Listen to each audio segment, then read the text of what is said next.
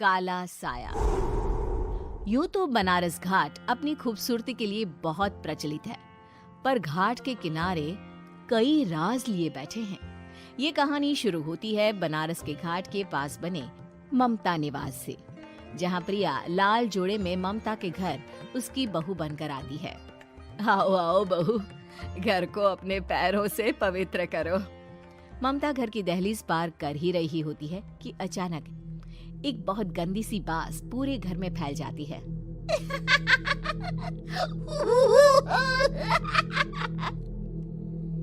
ये बदबू और ये आवाजें, ये कौन हंस रहा है माँ?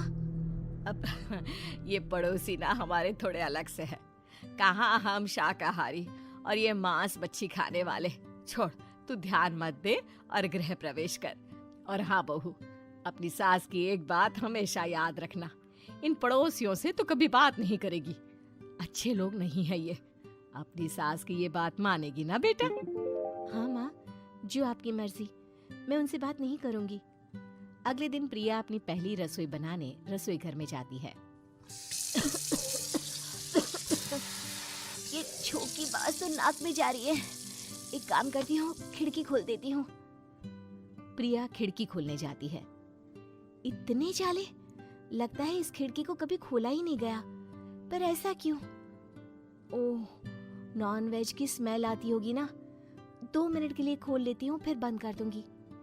प्रिया खिड़की खोलती है। खिड़की खोलते ही उसकी नजर सामने वाले घर की खिड़की पर पड़ती है, जहाँ एक लड़की खड़ी होती है। हाथों में मेहंदी, लाल रंग की साड़ी, बिल्कुल सजी धजी, मानो प्रिया की तरह ही वो भी नई नवेली बहू हो। वो प्रिया को देखकर मुस्कुराती है।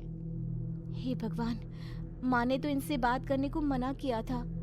प्रिया फौरन ही खिड़की बंद कर देती है और तवे पर चढ़े रोटी की ओर देखने लगती है, पर वहाँ रोटी न होकर मछली पड़ी होती है। ये क्या? पहली ही रसोई में इतनी बड़ी गलती।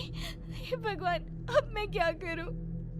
प्रिया बहुत डर जाती है और फौरन रसोई की सफाई करने और फिर सभी के लिए खाना बनाने लग जाती है। जब वो सबको खाना परोसती है, सब तो ठीक है, मैं बेकार में चिंता कर रही थी। हे भगवान, ऐसे ही बस अपनी कृपा बनाए रखना। रात के वक्त जब सब सो रहे होते हैं, तब प्रिया को पायल की आवाज सुनाई देती है, जिससे उसकी आंख खुल जाती है। ये पायल की आवाज कहाँ से आ रही है? प्रिया उठकर उस आवाज के पीछे छत की सीढ़ियों तक जाती है। तभी उसे बच्चे के रोने की आवाज आती है। प्रिया छत पर जाती है तो क्या देखती है?